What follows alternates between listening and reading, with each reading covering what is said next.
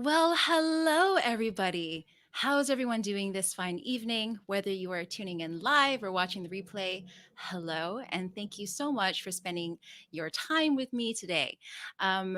We are at episode number 7, which I'm super thrilled about. So, every month, as part of the Inner Circle monthly membership program, which we run through our online vocal academy, we offer monthly expert sessions where we invite a guest expert and we talk about a particular area related to vocal performance, stage performance, vocal performances. And this month is episode 7. And I'm super thrilled because I love this topic. Absolutely love this topic. And this episode is called Cultivating Confidence for Singers and Speakers. And my guest is Charlsey Childers. Now, if you are a singer or a speaker and you struggle with confidence, then this episode definitely is for you. If you admire people, you watch your artist, your favorite singers or speakers, and they go on stage and they're fearless. They're fearlessly using their voices, unafraid, and totally confident. And you just admire that and you wish, how can I have that skill as well? Well, this episode is also for you. Now, before I bring on my special guest, hello there, Angela. I see you. Lovely to have you here with us. Now, before I jump into the interview, I wanted to let you know a little bit about me in case some of you who are watching don't know who I am. My name is Crystal Diaz. I'm a vocal coach and singer and co founder of the Online Vocal Academy. As part of our program, we run the Inner Circle monthly membership program, which helps people who love to sing go from feeling insecure about their voices to becoming a confident vocal performer who sings any song they want to with confidence and skill. So, before we dive into the interview, I also wanted to make sure that you knew about my upcoming free masterclass that I'm running next week. And you can visit all the details at masterclass.onlinevocalacademy.com. The masterclass is called How to Sing Any Song You Want, Even If You're a Total Beginner. And in that free masterclass, I'm going to be going through my 5-step framework to learn so that you can sing any song you want with confidence. You're going to discover what's stopping you from singing powerfully right now. I'm going to also teach you how to start practicing the one exercise that I teach every single one of our students, and I still do on a regular basis. And you're going to learn how to practice in a way that will pretty much guarantee noticeable results in your voice. So if you want to learn these secrets and you want to join me next week for this free masterclass, be sure to visit masterclass.onlinevocalacademy.com or click the link that's in the description box below this video. All right. So I'm super excited to bring on Charlsey. Charlsey is a self-worth and confidence coach who helps women cultivate inner peace and confidence so they feel worthy and authentic every day. I just love that. I absolutely love that. I think that's the most beautiful description.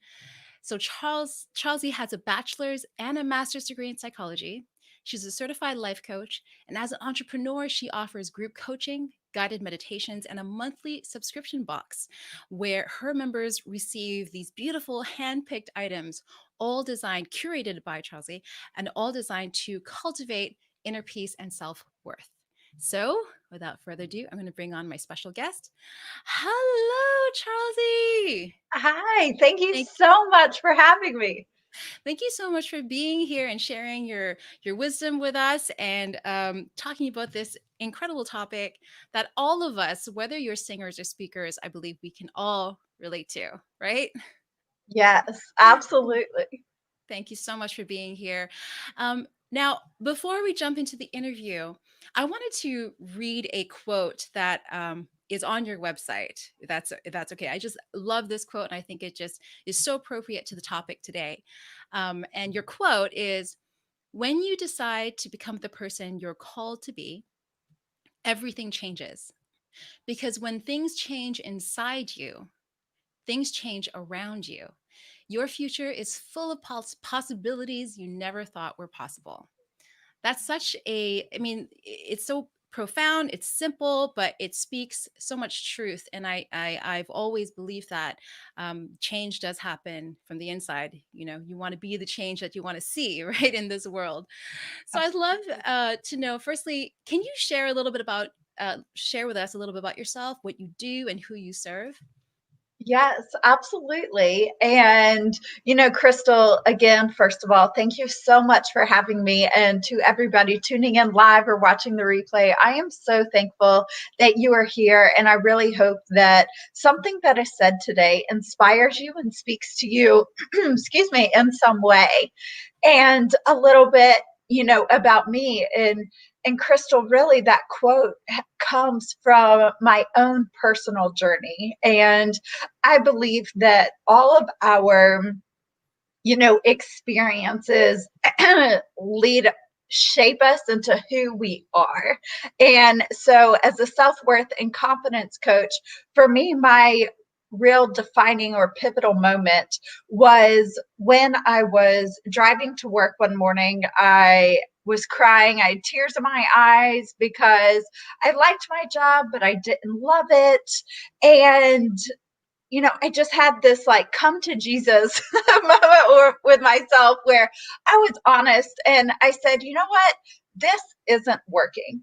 The way I talk to myself isn't working. The way I spend my day isn't working. Trying to live up to everyone's expectations of me isn't working. And there was just so much doubt and uncertainty and feeling like I was rejected. So that's when I stumbled upon a journey of understanding what true confidence is, where it comes from, our self worth and our inner peace. And so here I am 4 years later, and I feel absolutely free from the negative self talk. I, know who I am and who I'm called to be. And most importantly, is that I am so blessed to be able to guide women along the same journey to that. So that's a little bit about me. I love it. I want to go back to that moment where you talked where you described of sitting in your car and having that come to Jesus moment. Um, I mean, was it just, do you think that it was just that moment and that where your mindset at the time, or did you feel that, things were, there were clues along the way, things that you would notice and it just came to a point at that moment? I just wonder why that moment? Yes, that's an excellent question. And there were definitely signs or clues along the way. For example, I was raised to, get my master's and get married, and follow this specific path that I was directed on, and which I did. And here I was, I felt unfulfilled. I felt like there is something within me. I am called to do more. I am called to be more. I am called to, put myself out there more. And so yes, there were definitely, certain clues along the way. And then, for whatever reason that the universe decided that that was my particular moment where it's like everything suddenly, it made sense. It became so clear. And so that's the point really where I gave myself permission to be different and to step outside of the box that I was told to that I had to live in. Does that make sense? Yeah, absolutely. And I'm just curious, when that had happened, did you experience any resistance to, because I assume during that time you were already in a career, you had started this path, like you said, you had started down a certain path, and then something happened which caused you to pivot. But I just wonder, um did you get any resistance to that from the people around you, especially the people who may be close to you and be concerned, like, what are you doing? Why are you changing? Absolutely. Absolutely. And honestly, up until recently, I felt resistance from, some family members and even some friends of just not understanding, what I want to do, what I'm called to do. And now I realize that that's okay. they don't have to understand. Everybody's journey is their journey. My journey is my journey. Your journey is your journey. And so, yes, based on, their perspective and what they know and understand at the time, that life is supposed to be this certain way, that, we're supposed to, do things or say things, or, that that's just their formulation of what life is supposed to be. And it's okay if it looks different, but we have to be strong enough within and have the confidence within to be able to say, this does not make me happy. This does not bring me joy. This makes me feel held back, and to own up to it and love ourselves to enough to say, okay, I'm aware that this makes me feel held back. I don't know what it means outside of that, but I have this awareness, and so I'm now open to other possibilities and other opportunities that will hopefully, lead me along the path that I am meant to be on. Thank you for that. It's amazing. And I think you're speaking a lot of truth, especially in a time like now, where our lives are definitely very different from what we expected them to be a year ago.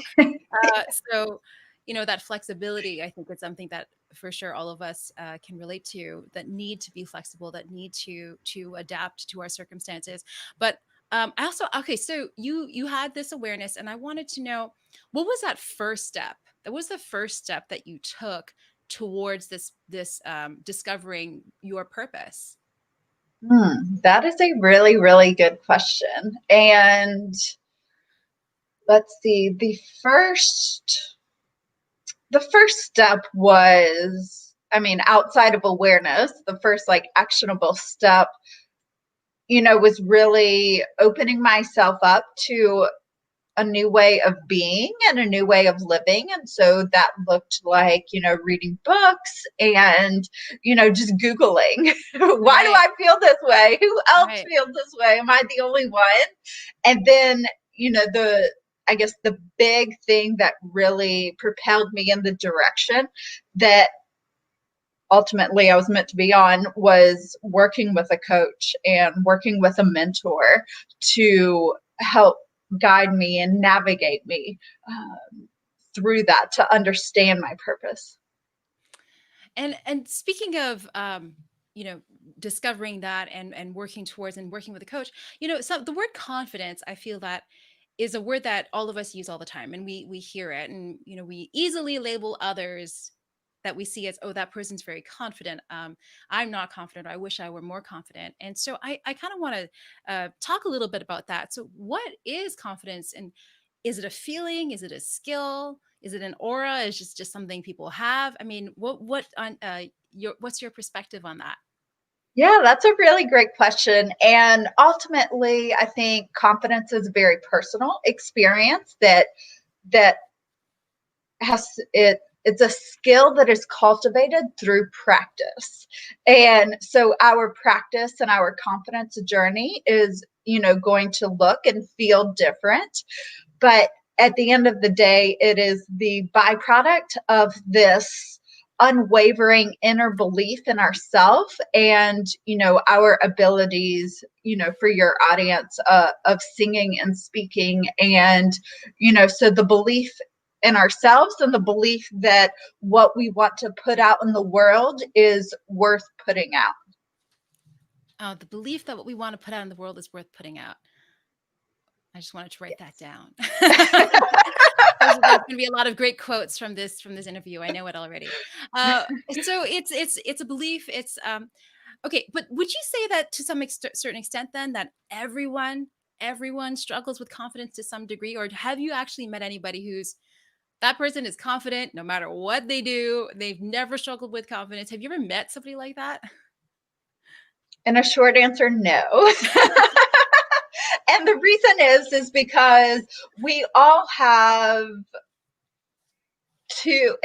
we all have two facets that live within us, two personas, and perhaps your audience, when you're seeking or speaking on stage, that, one minute you feel like, okay, I could do this. My voice is good enough.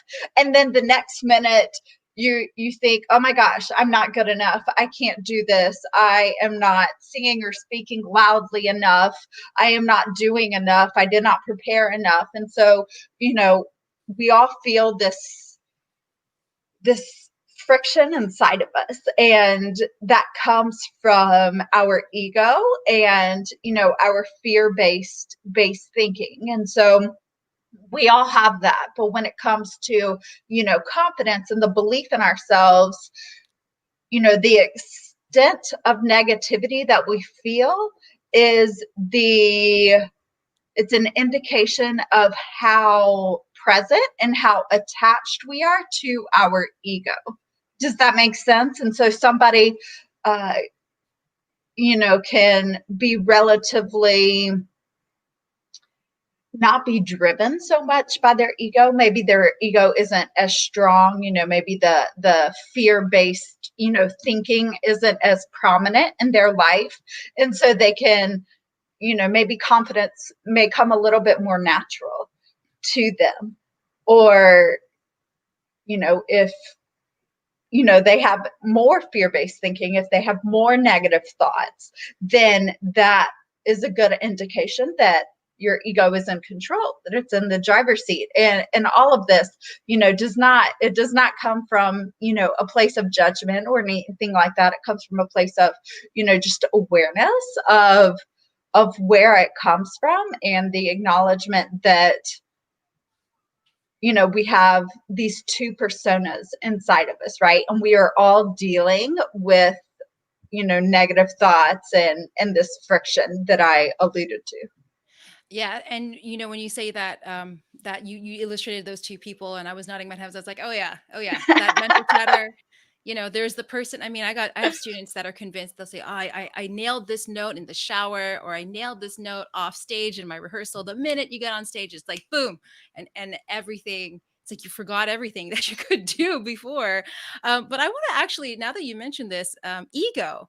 I mean, can you give us a description of? I think that maybe some people might have different definitions or understandings of what is ego. So, for you, from your perspective, how would you define ego, and what is its purpose? Is it something that we should all learn to, not have, or share with us a little bit about that? Yes. Oh my goodness, this is so yummy and such a delicious conversation. Juicy. I love It is. I love this. Okay. So the first thing is that our brains and our minds, just as humans, we are hardwired in a way that we are ready for danger at any moment. And this originates back to, the caveman days, where they were constantly living, in fear of, is an animal going to come get me? And it sounds strange to even, talk about that, because we can't relate to it at all right now, but our minds are still in this place. We have evolved so much, as a society, as a culture, but our minds have not. And so at the root of our minds is that our minds want to protect us and keep us safe.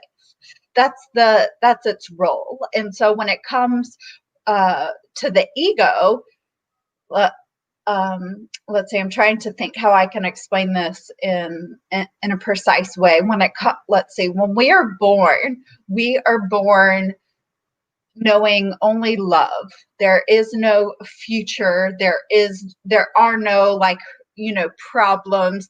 We are just one. We are connected to everything and everyone around us. And then, as we start, uh, once we're about 6 months old, then we, look in the mirror and we notice that there's a difference between me and the object in front of me, correct? And so that's when a baby starts playing. And so it's through our own development and our own, evolution, so to speak. And these things just happen. And then as life is unfolding, we start internalizing and making our own thoughts and beliefs, about something. We start interpreting things in our own way.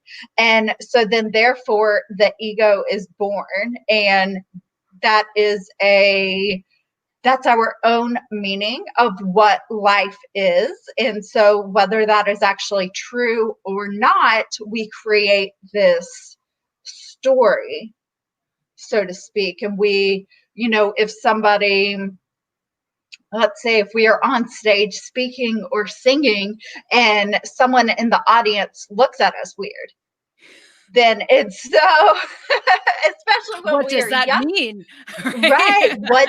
Especially think about it from a 3-year-old or a 5-year-old's perspective, is they're going to, it's going to hurt their feelings. Why are they looking at me weird? Oh, that person must think that, they don't like me. Or, when we're 3 or 5, we draw up all of these conclusions, right? And so that creates the snowball. And then our life, as events continue to unfold, they continue to support that original belief, that Right. original story that we started with. And so then it becomes, here's our ego and how we perceive life. And then this is who we really are. Right. So the ego is almost this collection of these beliefs that we Yes. picked up since we were children. I mean, it's great that you mentioned that because literally in the inner circle we have some members, and there was one particular member that I'm thinking of, and she shared with us before that when she was younger, she was singing, and a family member switched off her microphone because they said, "Oh, you shouldn't sing. You don't sound good," and that even though she was quite young. I mean, who does that, first of all, to a young kid or Right, anybody right, really? right. But that has had really stuck with her. And one of the reasons why she, wanted to learn singing, why she joined the inner circle, or the online vocal academy, is to reframe that, is to, take own, to change that belief and to kind of overcome that belief that she had that she couldn't sing. And it's so interesting that, yeah, because I think that beyond singing, that is, so many areas of our lives we have that. And I think it's important, like you said, to have that awareness. So it's, for me personally though, so I've been singing on stage since I was 8 years old, and I've shared previously on other videos that I've had a personal struggle with vocal technique and my own performance anxieties and things like that, and that was part of my journey. But interestingly, I've always found that singing on stage was actually less frightening to me than speaking on stage. And I've never really quite understood why that is. And my only sort of justification, or in my head, is that when I'm speaking on stage and I don't have anything prepared, that's when I'm the most afraid. I don't have a script. When you're singing, you have your lyrics, you have your band, you have your music, right? You're never stuck in just, I don't know what the next word is, right? Unless you forget your lyrics. But so I'm just wondering, from where does that, is that common, or what is that? What is that fear? Where is that fear coming from? Is it my ego? Yes, yes, It must be, absolutely. right? Yeah. Because, and you said you started singing at 8, right? Well, I started singing on stage and performing for audiences since I was little. Yeah. And then also recording studios as well. And so the interesting thing about that is that up until around the age of 8, developmentally, we do not have the ability to define our own self worth. Our self worth, our self identity, it comes from everyone around us and Oh, everything on the outside of us. And so I absolutely love that you mentioned this example, especially for your audience, because, if you sing or speak or perform in some way when you were younger, that is going to play a part in your self-worth and your identity. And so to your ego and to your mind, it is not going to be as threatening. But as you take on this new endeavor or this new talent of speaking on stage when you were younger or when you're older, then that is going to that's going to be threatening to the ego, because it's Right. like, wait, this is new. I Okay, don't got know it. what to do. Are there How, tigers? right? Are there tigers around me? How do I keep Yeah. Crystal, or whoever it is, how do I keep Crystal safe in this moment? And so, first of all, being aware of this is absolutely incredible. And so that, speaks so much about who you are, that you are that, self aware. And then, secondly, just understanding how fear works and how the mind works, then we can begin to um, then we can begin to use our mind to work for us rather than against us. Yeah. Yeah.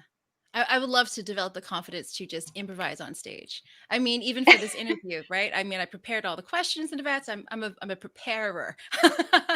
Which is I mean, that's great. That's what, you know, when you prepare to sing a song or something, that is what helps, you feel safe, because I imagine that you have always done it that way, or, you have learned to some extent, maybe it looks different, but that is not as threatening to your ego. And so whenever we do something, let's say we go from, speaking in our bedroom to speaking on an audience of 1,000 people, to our mind, that is absolutely like, oh my God, like I don't know what to do with myself.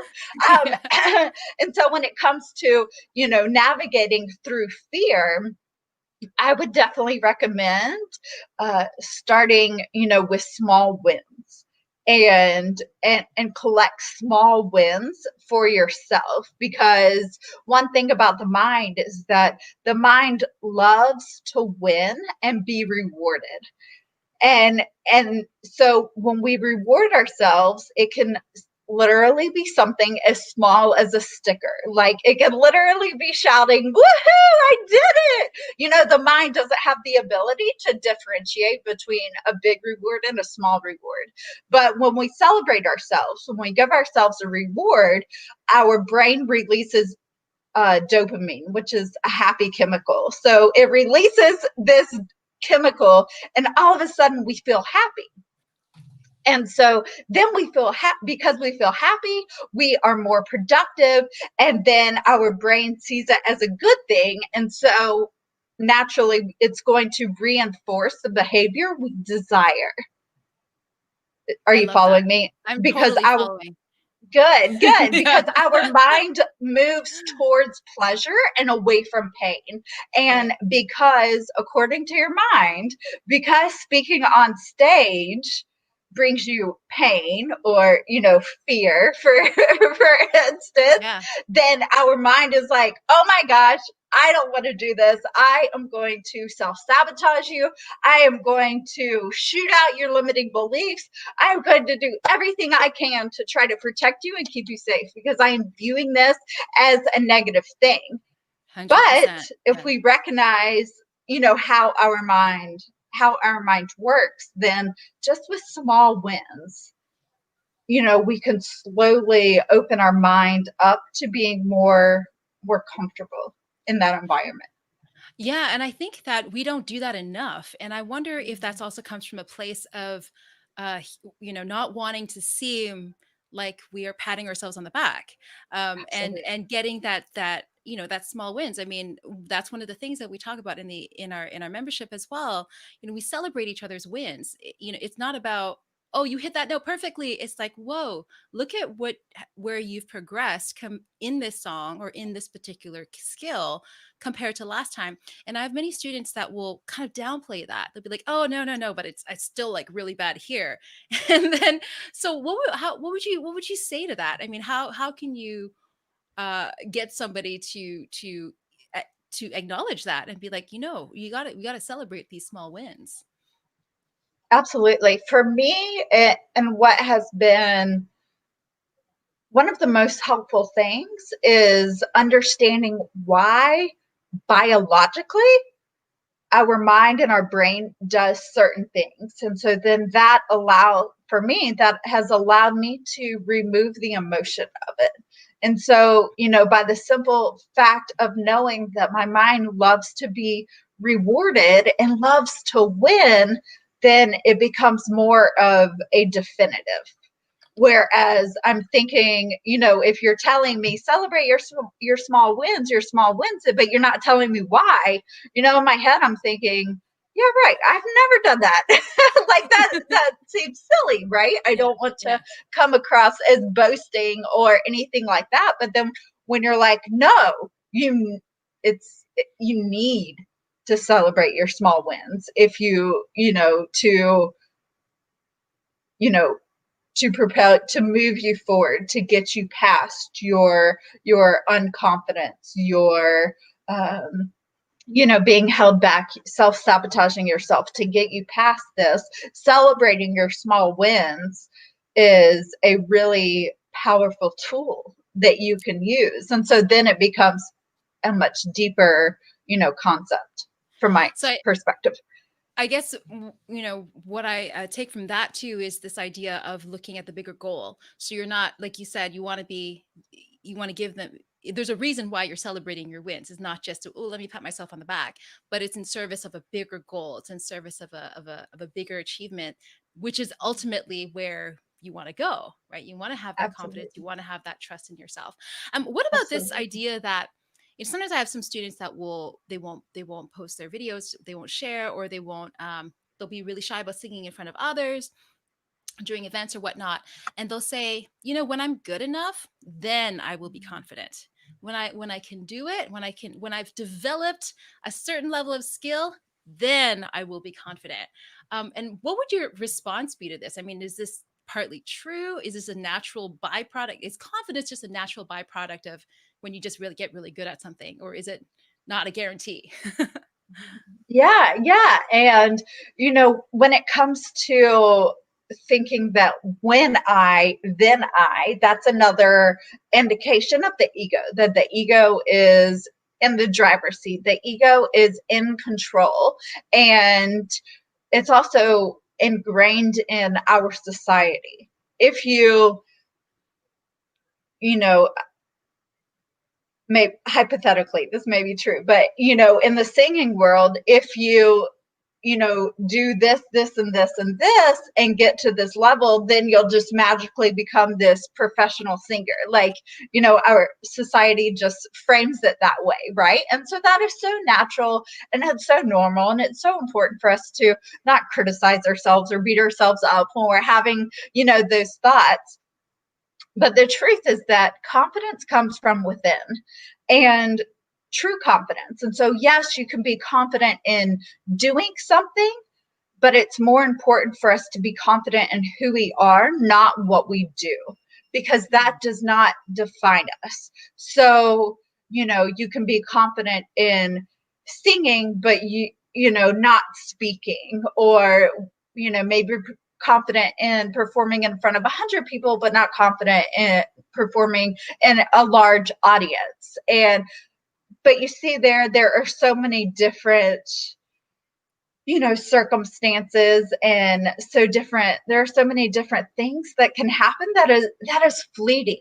So when Yeah. we put our confidence in the hands of outside things, then that actually blocks our inner light, and it's not deep enough. It's Right. not, true confidence. That comes from within. That comes from, being confident in who you are and who you're called to be. And you can carry that, whether it is the grocery store or singing in front of 1,000 people, or, you can carry that wherever you go, and you will always have that. Yeah, I love that. I want to talk a bit about what you mentioned before about having confidence in one area and maybe not confident in another area. But I'm wondering, um, so in my membership, we one of my students actually she mentioned this. She wrote a comment and she shared with the group. She said, "I would recognize that whatever I'm doing in my voice would be a behavioral pattern in my own life." And in my experience, time and time again, we do see this happening in our students that when we help them shift some things happening, mental blocks around their voices, for example, it actually does make a difference in other areas of your life. So could you then learn to build or cultivate confidence just by being confident in just one thing first, like you're talking about the baby steps? So for example, if we work on leaning in or cultivating that confidence in our voices, could that then have an implication on other areas of our lives? Oh, absolutely. Absolutely. Because it is a skill that is cultivated through practice. And, our mind doesn't differentiate between like, confidence is, it doesn't differentiate it, it doesn't break it off like we do. And, so it's going to permeate and have this ripple effect in all of our lives. It's I guess the extent to which we are confident is dependent on who we are at our core. And so, if we try one new thing and we're confident, then okay, let's that's going to spread into another area. Does that make sense? Yeah, yeah. I think that that's a really important thing to also recognize that uh, these do. I love that what you said, the ripple effect of, developing and building a confidence in one area. So, for example, for me, I might be afraid of speaking on stage, but perhaps, one way to slowly baby step that is to start improvising or not preparing my performances so much, and then trusting or being willing to try and put myself in situations where I can't prepare, which actually has happened. I try to avoid those situations where I haven't prepared a song and all of a sudden I got to go on stage and sing in front of like hundreds of people, but that has happened. So, but maybe approaching those as opportunities to continue to cultivate confidence. And I think one big takeaway that I'm getting now from this conversation is looking at the bigger goal. So, when we are listening to those thoughts in our heads and we're in a situation where we're feeling insecure, we're not feeling confident, and we think, okay, I'm going to use this as an opportunity to serve a bigger purpose, and then I'm going to Absolutely. be willing to try. I mean, does that sound like that's the kind of right frame of mind to be approaching these situations? Yes, absolutely. And there are two things that come to mind when you say that. And the first one is one of my favorite quotes. I do not remember who who originally said it, but it is to uh, build the cathedral, but focus on the bricks. And Oh, so that, a cathedral, a castle, this huge, you know, beautiful thing, and that can be someone's voice, or we can apply it in our own areas of our life, right? This huge thing, but our minds, we cannot go from here to there. And yeah, so dream of the cathedral, but focus on the bricks. And the second thing that comes to mind is that fear can be a really, really great thing. Fear, we need fear in our lives. It does so much, for our emotions and just our growth. And, that's how we are hardwired. And so it can be a good thing depending on what we do with it. And so when, like for me, for example, I recently started a YouTube channel, and, you yay, know, and so I am used to speaking, I'm comfortable on camera, but when it comes to the tech and just learning, YouTube, that's kind of a lot for my mind to wrap its head around. And so, but feeling that fear and having that fear present in my life to a certain extent is a good thing, because that is a sign that I am growing. That yeah, is a sign that I am evolving. That is a sign that I am moving closer to my cathedral. Does that make sense? But right yeah, I love now, that. I need to focus on, my bricks of understanding YouTube and video editing and things that I don't know anything about. Yeah, welcome to the club. Navigating the world of YouTube. All right, so I've taken so much. We've got totally lost track of time here. It was such a great conversation. But before we wrap up, I do want to talk. I just real quick, I know that you've prepared something for audiences around self-sabotage. So I would love for you to tell us a little bit about, what is self-sabotage and what is how can this help those who are watching our audiences, and how can they get their hands on this guidance from you. Yeah, absolutely. And thank you for that. As singers or performers, I know that self-sabotage is a very real thing. And self-sabotage is when we either knowingly or unknowingly take steps to prevent ourselves from reaching our goals. Or we do something that undermines, our goals and our values. So examples of self-sabotage are, like perfectionism and feeling like we need to get it right before we release it to the world. Procrastination, knowing that it would probably be a good thing for us to practice, our song that we're singing, but I'm just going to watch, TV for another 30 minutes, procrastinating, negative self-talk, and also like limiting beliefs. So there are all these examples of self-sabotage, which pretty much means where we get in our own way, right? And so they all originate from four main things, and that is low self-concept, so a low self-worth, internalized beliefs, which comes from our ego, fear, and the excessive need for control. And so I thought it would be beneficial for your audience when they are trying, maybe they want to sing but they're afraid of it, maybe they feel held back, whatever it is, to understand. I thought it would be beneficial for them to understand why they feel held back, because then once they are aware of that, then we have the power and the choice to do something about it and overcome it. But if we aren't aware of it, how can we navigate it in a healthy, efficient way? So I created a quiz. It's a short quiz, just in less than 30 seconds you will identify your number one limiting belief and what is really holding you back. And so that is my gift to, hopefully it helps someone understand why they do the things that they do so that they can then take steps in overcoming them.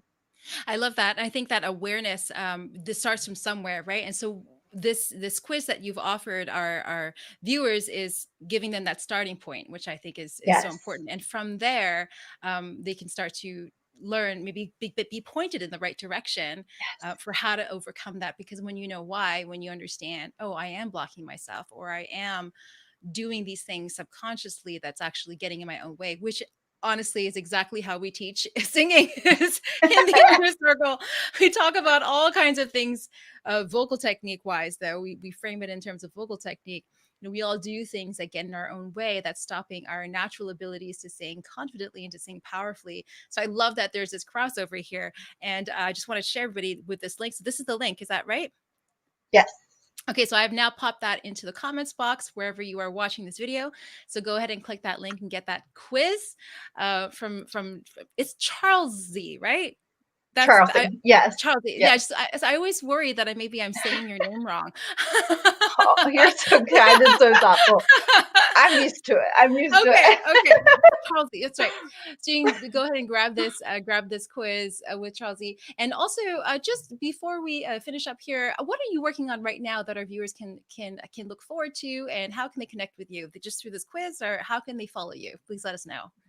Yeah, absolutely. So the best place to follow me is on Instagram.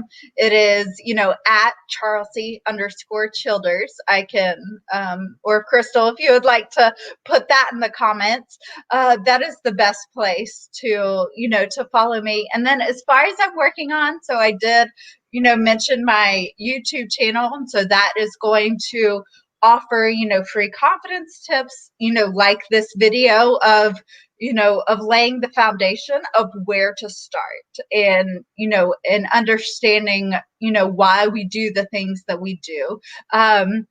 There will also be, meditations and affirmations with that as well.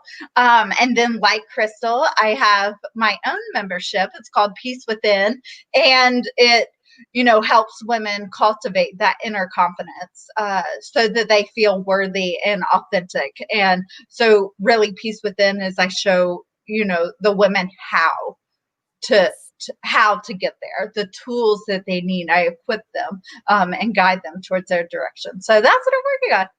That's beautiful. Thank you so much. And I just wanted to give a shout out here to Angela and Solera, who are members of our monthly membership program. And Solera says, I love this. I always sing for therapy purposes." And she also says, "Singing builds so much confidence for me." And she also celebrates the small wins. And then when you celebrate the small Yes. wins, I get even big wins. Yes. Thank you so much for sharing that, Yes. Solera. Thank you so much. And thank you again, Charlsey, for being here and for sharing your wisdom with us. Now, Inner Circle members, if you are watching, then please go ahead and jump onto the Zoom, our Zooms. We still have one more private session as Inner Circle members. You guys get access to Charlsey privately. So we're going to go ahead and hop onto our Zoom session right now. So you will find that link in the Facebook group, and you also will have that in your email. To everybody else, if you would like to learn more about what we do, or you want to join me in my free upcoming masterclass that's happening next week, then be sure to visit masterclass.onlinevocalacademy.com. We have our masterclass, my free masterclass is running there's a couple of times that you can choose from. Join me and we can talk more about singing and confidence for singers. And thank you again so much, Thank Charlesy. you. Thank you. Thank Thank you. you. Thank you. And we will see you all again next time. Bye bye.